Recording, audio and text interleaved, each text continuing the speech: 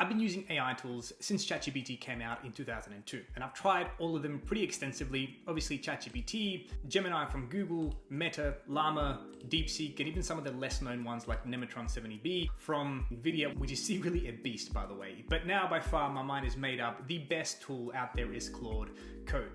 And I think the best thing you can do for your job, for your career, and as a skill to learn in 2026 is how to use Claude Code. And please don't let the code part scare you. If you're not a developer or if you've never touched a piece of code before, learning this tool is one of the best things you can do for your work and for your business. So in this video, I'm going to show you how to install Claude Code, how to run it in your computer very easily, and the first couple of incredible things that you can start doing with Claude Code. Because it's not just a coding tool, it is so much more. Let's get to the installation. First thing, and I'll leave all of the links below the video, of course, is Node.js. If you don't have it, I suggest you download it. It's very easy to download. It's completely free. You can download for Mac, you can download for Microsoft. When you go to the website, it'll detect what operating system you're on. Download it. It's very, very simple. The next thing that you want to do is making sure that you have a subscription with Claude. As you can, like I said, you can try Claude for Mac, so you can start with a Pro. I prefer the Max, as I said, but probably get a normal subscription as opposed to the API key. So, what now? Well, I'll leave all the links below, but I highly recommend that you don't copy anything else. You only copy the code that will give you from the official Claude website. So you can see here, it gives you how to install Claude. And once you have Node.js installed, you can place this command into your terminal, right? So we're gonna copy this, and I'm just gonna go to the side, and I'm gonna open up my terminal. And my terminal may look like this little tool here. And let me zoom in a little bit. I'm going to paste that code that I got. That's all I've done. I'm gonna install that there. It's gonna do a couple of things. It needs to download all the requirements. It needs to check that you've got all the things correct. Now it's installing the latest native build. Okay, perfect. Now I am able to run this. So Claude Code successfully installed. That took maybe 3 minutes. Do you trust this folder? Claude Code may read, write, or execute files in this directory. This can pose security risks. There are some, but it tends to be okay. Execution allowed by, and I'm going to go yes, proceed. Please show, yeah, all right. This is the terms and policies to see if they can use the data that you're using. You can turn this off. I'm just going to accept the terms. And you should get a couple of questions there in terms of choose the style that suits your terminal best. If you want dark mode, light mode, and a few others here. I'm going to go, I like light mode. And here's the main thing that you really need to worry about. So this can be used with your subscription or with your API console account, with the API account from Anthropic, apologies. So I'm going to use with my subscription. It'll ask me to sign in to my browser to Claude. So I need to authorize this here. Building something great. Now if I open the window again, perfect. So successful login, press enter to continue. I'm going to just do recommended settings here. And then perfect, I'm good to go. And now I can use Claude Code. It is running in my terminal or inside of my computer. Let's just say hi, just to see, make sure that it is working and it responds to us. I know that it's using Opus, which is the, yeah, perfect. So it's the smartest model, that's why it took a little while. So now it is running in this folder, but you can change this, but what I want to go through is some of the main commands here. So if you go / you'll see that you have a bunch of things here configured, right? I can go to usage, which shows me the limits of my plan, right? So you can see I've just uninstalled it and installed it quickly for the purpose of this tutorial. So you can see that I've actually used quite a bit, but it also tells you when that resets. So whilst I've used a lot, this is going to reset in a couple of minutes already, which is really good. If you press the tab on your keyboard, I can go to the status, so the version, the configure, and a bunch more things, right? I'm going to press exit and I go back to the dialog. Now, if you press shift tab, this allows you to place it on a setting that is accept on edit. if you don't place that, it's going to ask you every single time it needs to do a task like create a file or code. And then if you press Shift Tab again, it's going to go to plan mode. Plan mode is incredible. It really gets Claude to think before it does anything task related. And if you're starting a new project, if you're doing some SEO research, for example, it is the thing that you want to start with plan mode. Again, you got to press Shift Tab to kind of cycle through these. Now, the last thing that I want to show you is the thing that kind of gives Claude Code a bit of superpowers, and that is the skills. One of the easiest way to create the skills and get them is to install the plugin here. You can do that very easily. I'm going to give you the link to this, the official plugin store from Anthropic, and this allows you to copy the skills that other people have created. For example, the front-end developer skill that allows you to create incredible reports, right? These are reports like this, where I've created an SEO report with the data for SEO, but it designed it beautifully in a way that doesn't look like it was generated by an AI. It just looks kind of professional and modern. So I think that is kind of a really cool skill to start off with. We're going to do more detailed videos about this, but I want to give you kind of something cool to start off with. So in here, again, it tells you how to do this. So the official marketplace to install the plugin, or the initial marketplace plugin, install this. So I'm going to run that. Now I've already installed the plugin, so I can't actually install it again, but I should just run that code that we provided there. And then once you do that, if you go / and you go plugins and go to this one here, you kind of control it with the arrow key of your keyboard.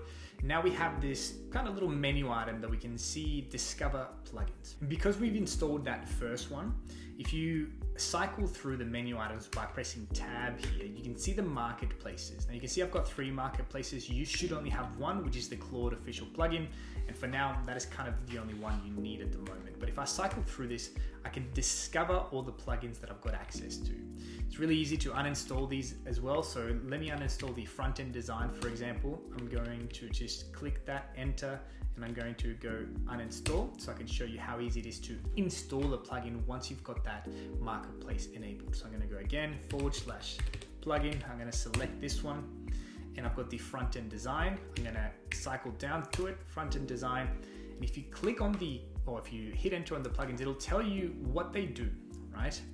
So I can go back with exit to the previous menu on this, and I can go to, for example, feature dev. What it is do? It does a comprehensive feature development workflow with specialized agent for code-based exploration. I actually like this. I'm going to install this one as well.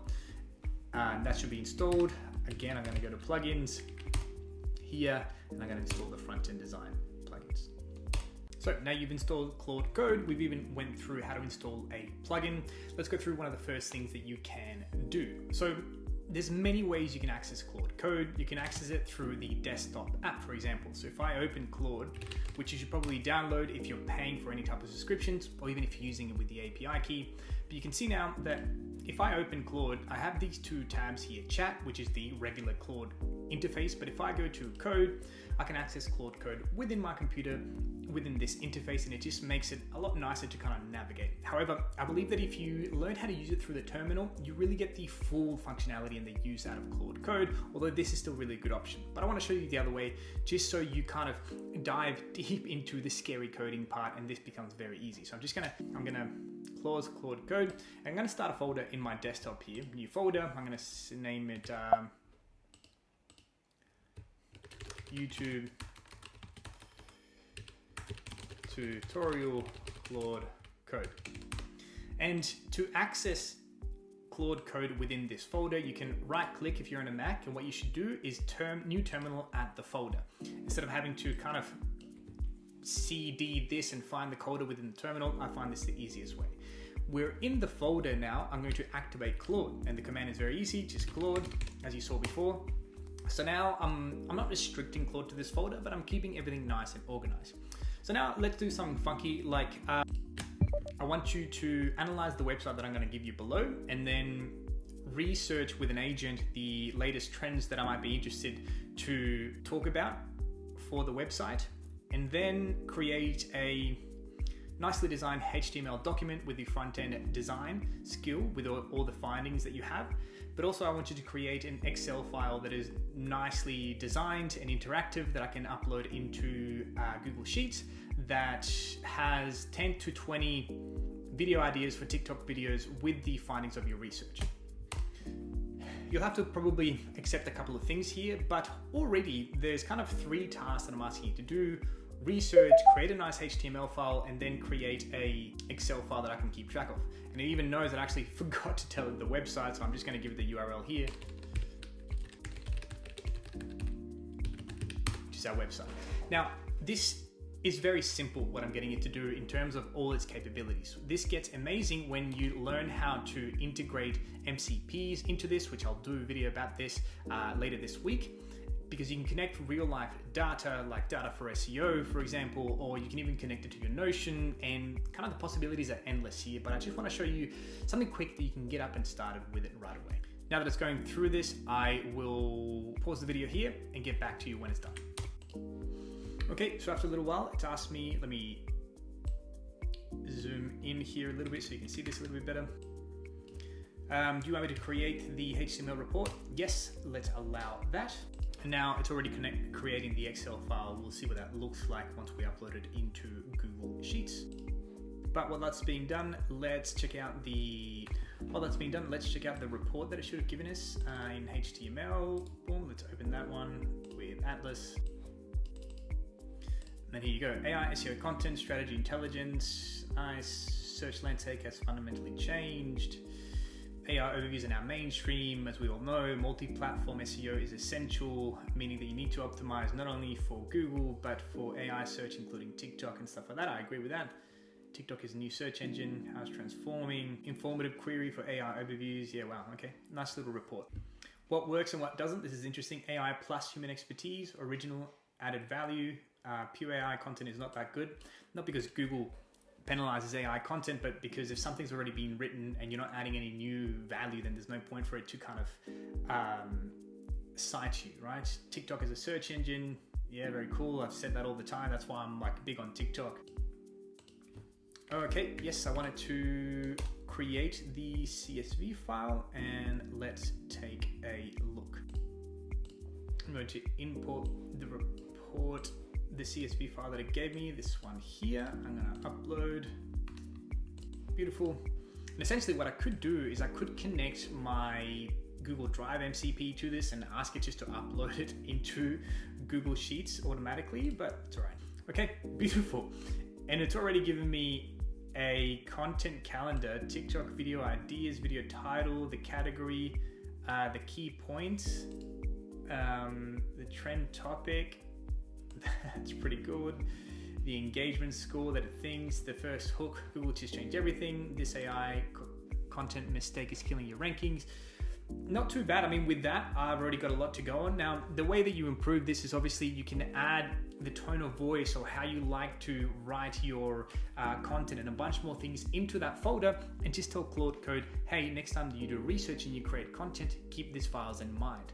And it'll probably create a skill to do this and a bunch more things. But already within a couple of minutes, I've created a detailed report on the trends for the topic that I'm interested in, and a nice little content calendar that I can go and record myself. Now there's many, many more things that you can do with Claude Code. This is just barely, not even scratching the surface. So I'll be doing a lot more videos about how to connect MCPs into this and how to do all of your marketing and predominantly your SEO work directly with Claude Code. I hope you like this, and let me know what other connections I should show you with Claude Code in the comments below. Peace.